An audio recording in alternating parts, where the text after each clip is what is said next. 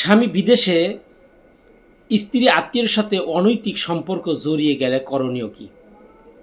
একজন স্বামী বিদেশে থাকেন, তার স্ত্রী পরিবারের একজন আত্মীয়ের সাথে, যেমন ভাগিনা, ভাগ্নে, শ্বশুরালয়ের কেউ, এদের সাথে অনৈতিক সম্পর্কে জড়িয়ে পড়ে।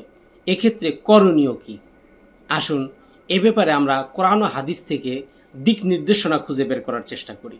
আমি আপনাদেরকে সংক্ষেপেই প্রথমে যে কথাটা বলে দিতে চাই, এটা অত্যন্ত জঘন্যতম অপরাধ, হারাম কবিরা গুনাহ এবং আত্মীয়তার সম্পর্ক নষ্ট করার ভয়ঙ্কর অপরাধ। এ ব্যাপারে মহান আল্লাহ রাব্বুল আলামিন 15তম পারা 17 নম্বর সূরা বানী ইসরাঈলের 32 নম্বর আয়াতে কারিমের ভিতরে ইরশাদ করেন, ওয়ালা তাকরাবুজ জিনা ইন্নাহু কানা ফাহিশা, তোমরা ব্যভিচারের কাছেও যেও না, নিশ্চয়ই এটি অশ্লীল কাজ এবং অত্যন্ত জঘন্যতম নিকৃষ্টতম পথ।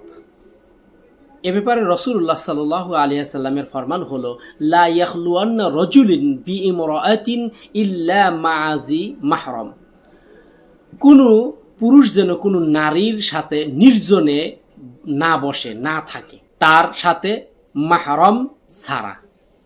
এটা বুখারী শরীফের 5233 এবং মুসলিম শরীফের 1341 নম্বর হাদিস থেকে আমরা কোট করেছি। রাসূলুল্লাহ সাল্লাল্লাহু আলাইহি সাল্লামের ফরমান অনুযায়ী কোনো নারী পুরুষ একত্রিত থাকা যাবে না।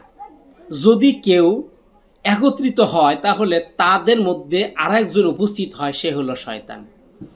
এই শয়তান যেহেতু মানুষের মনের ভিতরে কুমন্ত্রণা দিতে পারে, এই জন্য একজন মুহরিম ছাড়া একজন আর একজন নারীর সাথে দেখাও করা যাবে না, কথা বলা যাবে না।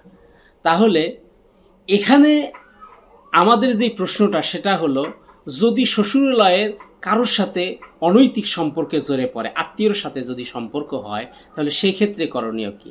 এটা তো আরও বেশি ভয়ঙ্কর, সাধারণ জিনার চেয়ে এটি বেশি ভয়ঙ্কর, মারাত্মক। কেন? আত্মীয়তার মধ্যে ভাঙ্গনের সৃষ্টি করে, আত্মীয়তা ভেঙে যাওয়ার সম্ভাবনা 100%। আর একটা কথা হলো, এখানে বিশ্বাস ভঙ্গ হয়ে যায়, বিশ্বাস থাকে না, পরিবার ধ্বংস হয়ে যায়। এটা পরিবার ধ্বংস যদি নাও হয়, ধ্বংসের একদম দ্বারপ্রান্তে পৌঁছে যায়, অত্যাধিক ঝুঁকি বেড়ে যায়, যে জন্য এটা জিনার চেয়ে অত্যাধিক বেশি জঘন্য। আমি সমসাময়িক যে বিষয়টা আপনাদেরকে বলে দিতে চাই সেটা হলো, স্বামী বিদেশ থাকে, স্ত্রী একা থাকে, আত্মীয়র সাথে সহজে মেলামেশা করতে পারে, যোগাযোগ করতে পারে। এই কারণেই অন্য মানুষের তুলনায় এই আত্মীয়গুলোই বেশি মারাত্মক, বেশি ভয়ঙ্কর হয়ে যায়, কারণ এদের সাথে সহজে কথা বলা যায়, সহজে যোগাযোগ করা যায়।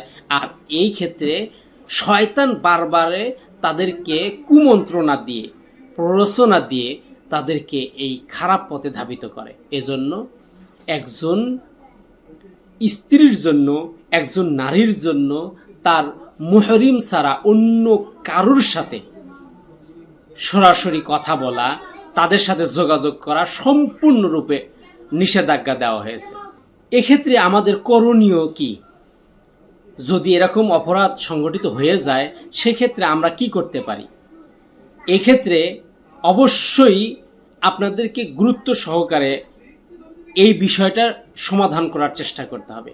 প্রথমে সরাসরি তাদেরকে অপমান না করে, তাদের গোপন নসিহত করে তাদেরকে সংশোধনের চেষ্টা করতে হবে এবং তাদেরকে বেশি বেশি আল্লাহর ভয় দেখাতে হবে। আপনারা সবসময় মনে রাখবেন, আমার আল্লাহ রাব্বুল আলামিন কিন্তু তওবাকারীকে খুব বেশি পছন্দ করেন। আমার আল্লাহ রাব্বুল আলামিন পবিত্র কালামুল্লাহ শরীফের 2 নম্বর সূরা বাকারার 222 নম্বর আয়াতে কারিমার ভিতরে ইরশাদ করেন, ইন্নাল্লাহা ইউহিব্বুত তাওয়াবিন, নিশ্চয়ই আল্লাহ তওবাকারীদের ভালোবাসেন। তাহলে আল্লাহ রাব্বুল আলামিন তওবার সুযোগ রেখেছেন, এজন্য অবশ্যই তাদেরকে গোপনভাবে সংশোধনের চেষ্টা করতে হবে। এটাকে ছড়িয়ে ছিটিয়ে দেওয়া যাবে না, এটাকে আলোড়ন সৃষ্টি করে মানুষের মধ্যে একটা বিশৃঙ্খলা সৃষ্টি করা যাবে না। এটা আত্মীয়তার সম্পর্ক ছিন্ন হওয়ার পর্যায়ে পৌঁছেছে, এজন্য এটা যত বেশি গোপনে সমাধান করা যায় এবং তাদের দ্বারা তওবা করিয়ে আল্লাহ রাব্বুল আলামিনের কাছে সত্যিকারে তওবা করে তাদেরকে ফিরিয়ে আনার ব্যবস্থা করা এটা সবচেয়ে বেশি উত্তম পথ।